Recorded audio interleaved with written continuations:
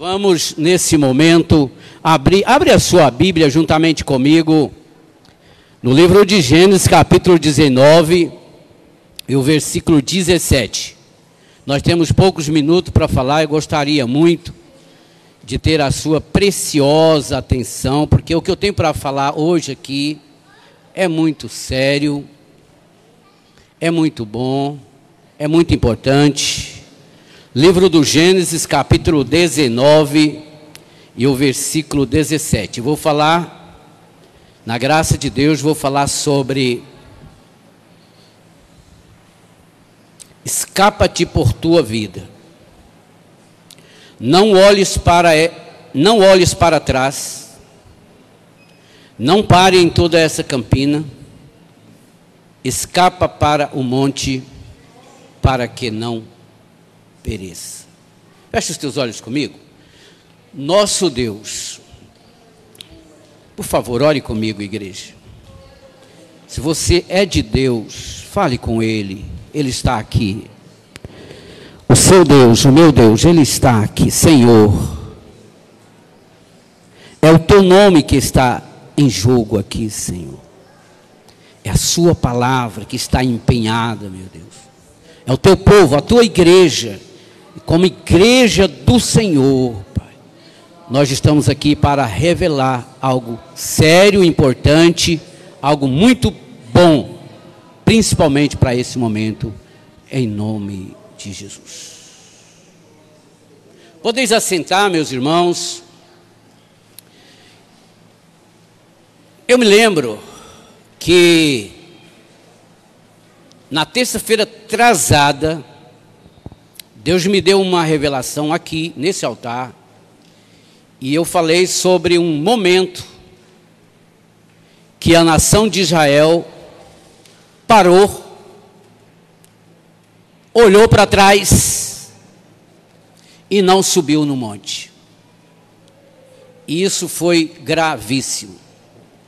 Lembra quando nós falamos que a filha de Jacó, chamada Diná, eles estavam acampados em um vilarejo chamado Siquém, e ali ela acabou resolvendo dar uma saída e conhecer os rapazes, conhecer as pessoas daquela cidade. De lá, ela foi covardemente estuprada por ninguém, nada mais, nada menos do que o filho do rei daquela tribo, daquela vilarejo. E aí foi toda uma situação que quem veio aqui na terça-feira atrasada entendeu que aquilo ali era uma revelação de Deus para que a igreja hoje não entre pelo mesmo caminho, não se atreva a olhar para trás, não se atreva a parar nessa campina, não se atreva a não subir o monte, porque foi isso que eles fizeram lá e deu tudo errado. Mas eu queria lembrar aqui, irmãos, de uma história. Quem conhece o livro O Peregrino vai saber do que eu estou falando aqui. É um dos livros mais lidos. E tem também o filme do Peregrino. Eu já passei muitas vezes esse filme do Peregrino para as pessoas que vão batizar. E passo de novo, se Deus mandar. É muito bom esse filme. O que nós vamos falar aqui hoje tem a ver muito com esse filme do Peregrino. Peregrino recebeu uma mensagem de Deus que ele tinha que sair da cidade da perdição, que ele chamou da cidade do pecado. Então ele começou a convidar os seus familiares, a sua esposa, mas ela não quis ir, e ele foi. Ele foi sozinho, ele foi saindo da cidade do pecado e indo para a cidade celestial. No caminho ele teve muitos problemas, porém, diferente dos filhos de Jacó, Peregrino não olhou para trás, foi muito tentado a olhar para trás. Quem conhece o filme do Peregrino sabe do que eu estou falando. Logo no começo da sua trajetória apareceu os inimigos, querendo chamar a atenção dele, que ele estava fazendo uma coisa errada. Você não pode deixar a sua família para trás, você tem que preocupar mais com a sua família. Ele dizia, mas eu chamei, ela não quer vir, e a cidade é a cidade da destruição, vai ser destruída, ela não quis vir.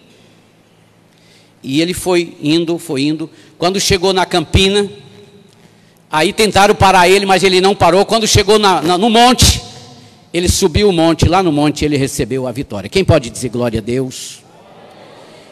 Muito bem, nós vamos falar um pouquinho hoje sobre a história de Ló.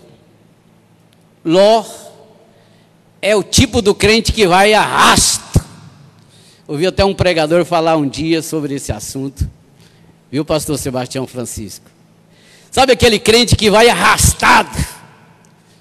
Faz a gente lembrar de Ló. Mas não é exatamente para falar de um crente que a história de Ló aparece. A história de Ló aparece para mostrar que existe duas igrejas dentro da igreja.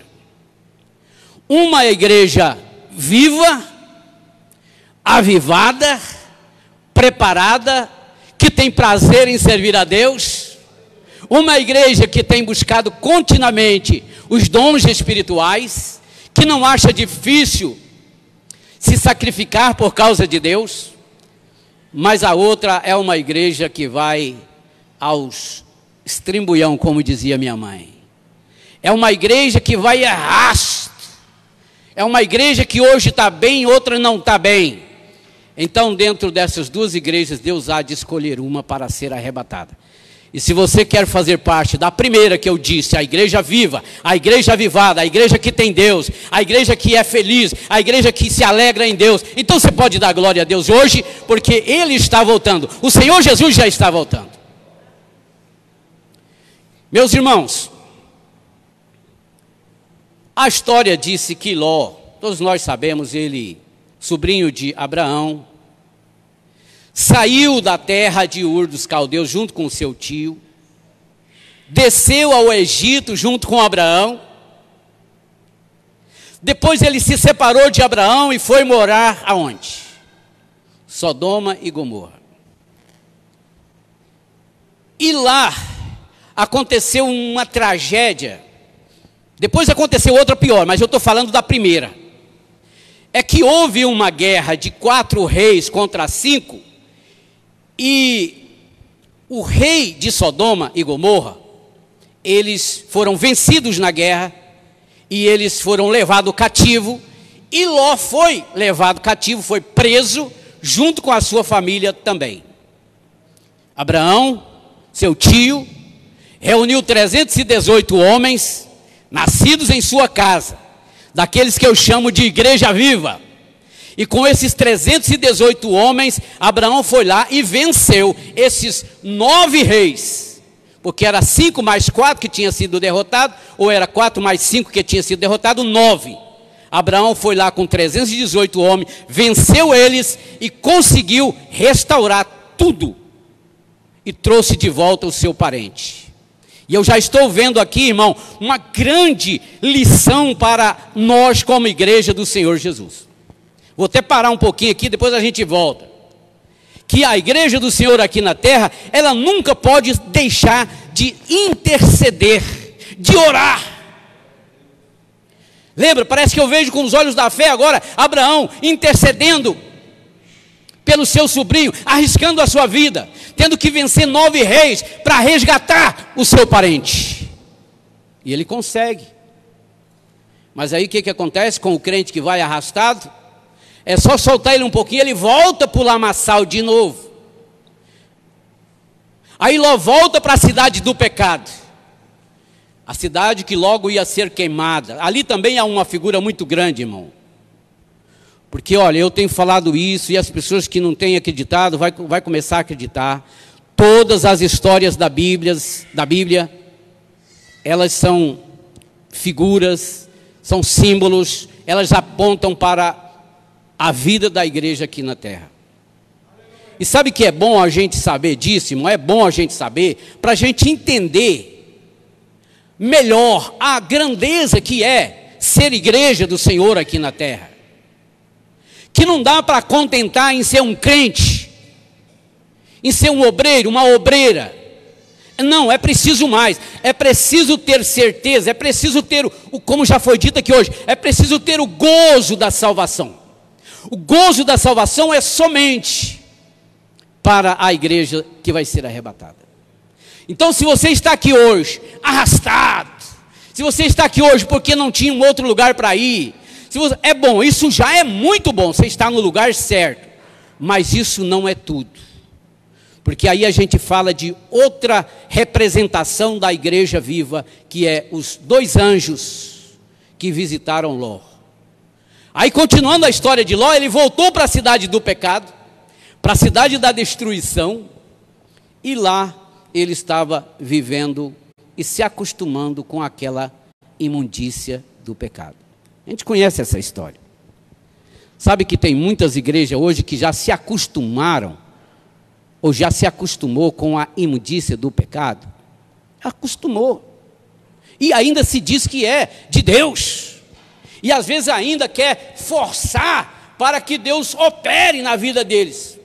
Por isso que muitas igrejas hoje têm que ficar contratando pregadores, super estrelas, para ver se consegue. Mas é porque tem deixado o caminho da verdade, tem deixado de buscar a Deus como precisa buscar, tem deixado de buscar a revelação da palavra, tem deixado de entender que toda a palavra de Deus, ela é para nós e ela fala de nós. A Bíblia não é só para a gente ficar feliz em ler ela é a minha história, ela é a sua história. Você que está aqui hoje, você faz parte da Escritura Sagrada, porque você é a igreja de Cristo, e a Escritura Sagrada, ela fala da igreja de Cristo. É tanto que quando a igreja for arrebatada, a Bíblia vai perder o sentido. Lá estava Ló, se acostumando com o pecado. De novo, aconteceu 2 virtudes que nós como igreja precisamos buscar. De novo, Abraão, que era uma representação da igreja, voltou a falar com Deus sobre o seu sobrinho que estava em pecado. E aí a gente conhece a história. Depois de uma longa conversa com Deus, Deus então resolveu que não ia queimar aquela cidade antes que Ló saísse de lá. E aí foi que aconteceu o mistério. O mistério é que Ló recebeu em sua casa 2 anjos. Aqueles anjos, irmão, também representam a igreja viva dos dias de hoje.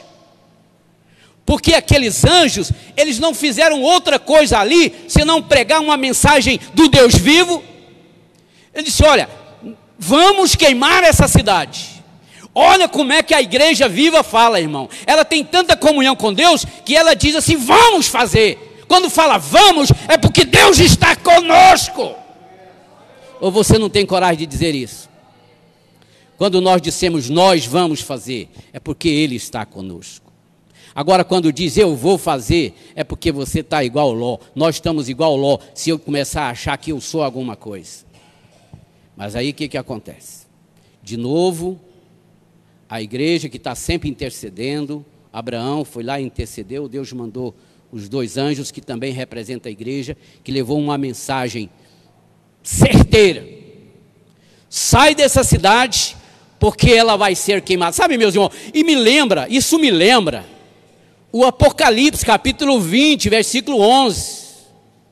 Todo aquele que o seu nome não foi achado, escrito no livro da vida, foi lançado aonde? No lago de fogo. Essa pregação não pode ser para a igreja. Essa pregação, primeiramente, ela é para a igreja pregar isso. Olha, sai daí, porque isso aqui vai virar um lago de fogo. Aceita Jesus, vem para a igreja, porque esse mundo vai pegar fogo. Da mesma forma que depois que Ló saiu da cidade, a cidade pegou fogo. Da mesma forma aconteceu e vai acontecer no livro do Apocalipse, quando diz: aquele que não foi achado no livro da vida foi lançado. Deus já estava vendo o que vai acontecer. A questão nossa agora, irmão, é não deixar a gente ser enquadrado como uma dessas pessoas que vai ser lançada no lago de fogo.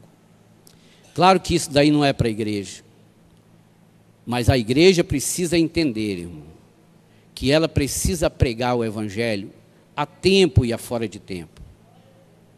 Ela precisa, sabe, me lembra de um filme que eu assisti uma vez também, de um rapaz que foi para a guerra, foi para ser médico, né? Vocês vão lembrar, eu esqueci o nome do filme agora, mas assim, e lá, ele foi conseguindo, Deus foi dando pessoas que eram ali, atingido por balas ali, e ele ia, e como médico, ele ia salvando aquelas pessoas, e ele sempre orava, Senhor, me dá mais um, sabe, aquilo me bate no coração, que a igreja viva, ela tem que ser desse jeito, Senhor, me dá mais um, quero salvar mais alguém, eu quero ajudar, levar mais alguém para a casa de Deus, até o último homem, Deus abençoe. Então, meus irmãos, eu quero já fechando aqui essa parte, porque essa revelação ela é muito forte. E aí nós chegamos no versículo que nós lemos. Gênesis capítulo 19 e o versículo 17. Olha a mensagem do anjo, ou dos anjos. Nós não vamos falar aqui tudo o que aconteceu, mas pelo menos uma coisa, irmão. Quando aqueles homens da cidade da perdição, chamada Sodoma e Gomorra, partiram para cima de Ló, porque ele, irmão, ele ofereceu as suas filhas para aqueles endemoniados. Olha, está aqui minhas filhas, elas são virgens, toma elas para si, faz o que vocês quiserem, apenas não faça nada a esses homens que estão dentro da minha casa, porque estão debaixo do meu telhado. Mas os homens disseram, não, nós não queremos suas filhas, nós agora queremos é você. E ao partir para cima de Ló, Deus, através da intercessão da igreja, que era representada ali por Abraão, Deus fez com que, através da palavra daqueles anjos, aquela cidade inteira, todos aqueles homens ficaram cegos e não acharam a porta da casa de Ló. Será que isso fala para você? É isso, irmão, que tem que dar prazer na gente, de ser igreja, de saber que a sua oração, ela é capaz de fechar o que precisa fechar, e abrir portas que precisa abrir. Mas é quando eu falo como gente de Deus, como igreja de Deus. Isso é muito profundo, irmãos. O grande problema nosso é que às vezes nós pregamos uma mensagem, choramos e tal, mas nós não entendemos que nós somos os personagens dessa história. E ai de mim, e ai de você, se a gente sair e for embora para casa e não levar a sério o que Deus está falando com a gente aqui. Deus está falando com a gente. Ou eu sou a igreja viva, ou eu sou uma igreja mais ou menos do tipo do Ló, que precisa de alguém ficar intercedendo todo dia, toda hora, é só soltar um pouquinho, já quer voltar para a perdição novamente. Mas a última palavra daqueles anjos foi essa daí, ó. E tirando-os fora, sabe, irmão, quando a gente fala tirando-os fora, lembra da gente saindo do mundo do pecado. E tirando-os para fora, lembra de Israel saindo do Egito. E tirando-os para fora, lembra daquele dia que você levantou a mão para Jesus e você sentiu, você viu isso acontecer com os olhos espirituais, você viu isso acontecer na sua vida. Você foi saindo daquela vida antiga, daquela vida ruim, de pecados, de insegurança, de idolatria. Deus foi te tirando para fora e aí você recebe uma mensagem. Não olhe para trás. Sabe o que pode representar isso hoje? Não vou nem ficar pregando aqui, porque o Espírito Santo já está falando no seu coração. Não olhe para trás. Olhar para trás, seja pelo menos no pensamento, você desprezar o caminho de Deus, e pelo menos pensar nesse mundo de perdição. Primeira ordem era não olhe para trás. A segunda ordem era não pare na campina.